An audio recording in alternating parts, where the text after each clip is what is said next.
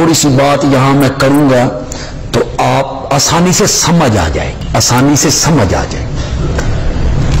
اللہ کی نعمت یاد کرو اپنے اوپر، اذ انجاکم من آل فرعون۔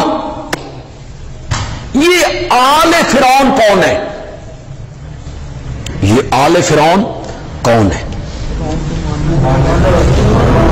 فرعون کی تو اولاد ہی نہیں، اسی لیے تو اس نے حضرت موسیٰ کو اٹھایا تھا اور اس کی اہلیہ نے کہا تھا کہ اس کو قتل نہ کر، عسیٰ ان ینفعنا او نتخذہ ولدا، یہ ہمیں نفع دے گا یا ہم اسے بیٹا بنا لیں گے۔ اس کی تو نہ بیٹی ہے، نہ بیٹا ہے، نہ داماد ہے، نہ نواسے ہیں، نہ نواسیاں ہیں۔ یہ قرآن آل فرعون کس کو کہہ رہا ہے؟ پھر ہم نے آل محمد کا تصور اتنا محدود کیوں کیا ہے؟ ہم نے کیوں محدود کر دیا اس تصور کو؟ اچھے خاصے پڑھے لکھے علماء وہ غلط فہمیوں کا شکار ہے۔ کئی جگہوں پہ میں جاتا ہوں تو میرے نام کے ساتھ کہتے ہیں وکیل صحابہ و اہل بیت۔ ان کا اہل بیت سے مقصد کیا ہوتا ہے؟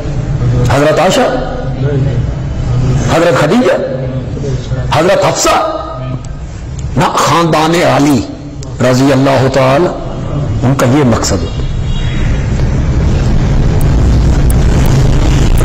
اہل بیت کا تصور صرف ایک بیٹی میں، ایک داماد میں، دو نواسوں میں محدود ہے۔ کس نے محدود کیا ہے؟ قرآن پاک ہم پڑھتے ہیں تو ہمیں معلوم ہوتا ہے کہ اہل بیت کا اطلاق قرآن نے بیوی پر کیے، بیوی پر۔ سب سے پہلا اطلاق اہل بیت کا کس پر ہوتا ہے؟ بیوی پر۔ وہ کسی کے ذہن میں بھی نہیں، نہ کسی اہل سنت کے ذہن میں ہے، نہ کسی دیوبندی کے ذہن میں ہے، نہ کسی خطیب کے ذہن میں ہے، نہ کسی نعت خان کے ذہن میں۔ کوئی تحقیق کرنا ہی نہیں جانتا کہ اس میں تحقیق تو کریں قرآن کیا کہہ رہا ہے۔ تو اہل بیت دے بارے اور آل محمد صلی اللہ علیہ وسلم دو لفظ ہے قرآن حدیث سے ہوں گے۔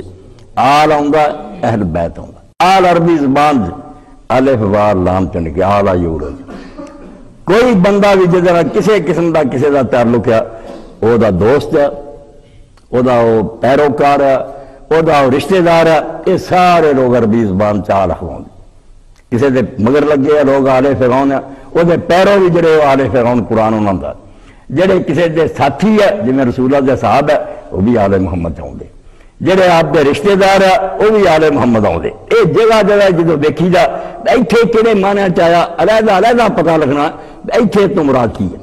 جب رسول کریم علیہ السلام نے فرمایا ان الصدقۃ لا تحل لمحمد ولا لآل محمد، کہ زکوٰۃ حلال نہیں محمد رسول اللہ صلی اللہ علیہ وسلم دی اور آپ دی آل نہیں، ایتھے کوئی باقی لوگ مراد نہیں، ایتھے امت بھی نکل گئی، ایتھے ہور لوگ بھی نکل گئے، سارے امت من گئی، ایتھے مراد صرف ہاشمی ہے، رسول اللہ دے جڑے قریبی ہے انہاں سے زکوٰۃ حرام ہے، باقی سارے مسلمانوں لیے اگر وہ غریب ہے حلال ہے، ہاشمی نے حرام ہے۔ رسول کریم علیہ السلام نے سب کے لیے کھجور حضرت حسن رضی نے اٹھا کے منہ پا لی، آپ نے فرمایا کخن بیٹا تھک دے تینوں پتہ ہونا چاہیے کہ آل محمد لی صدقہ حرام ہے۔ تو زکوٰۃ حرام ہے جس آل محمد لی وہ صرف ہاشمی ہے، باقی امت دے نہیں ہوتی۔ اور کبھی اتوں بھی دائرہ تنگ ہو جاتا کہ رسول کریم علیہ السلام دی بیویاں آل محمد ہے، جنہیں صحیح بخاری دوجیاں سب کتاباں چاہ جاتا کہ آل محمد تے 2 مہینے بھی لگاتار اس طرح نہیں آئے کہ انہوں نے کنک کی روٹی نصیب ہوئے۔ اتنے آل محمد صرف رسول اللہ کے گھر دیا بیویاں، کوئی دوسری نہیں۔ عبارت خود دس دی ہے، مضمون دستا بھی اتنے کی مراد لینا۔ اہل البیت بھی اسی طرح ہی ہیں، رسول اللہ کے گھر والے۔ اے قرآن مجید چ قاری صاحب پڑھ رہے سی، اتنے اللہ پاک نے آخیا کہ اہل بیت اللہ چاہتا کہ تمہیں پاک صاف کرے، جڑا بھی قرآن شریف نے پڑھے اگوں پچھو اتنے وہ صاحب منوں گا بھی اتنے نبی کریم صلی اللہ علیہ وسلم دی بیویاں کا ذکر، اتنے کسی ہور دا ذکر نہیں۔ یہ حضور علیہ السلام دی بیویاں کا بیان ہو رہا کہ اے نبی دی بیویو تسی عام عورتاں ورگیاں نہیں، تسی پیغمبر دے کر جے، با پردہ رہو، حیا نہ رہو۔ اللہ چاہتا بھی تمہیں پاک صاحب دیکھے، تمہیں تباہ نہیں رکھنا چاہتا۔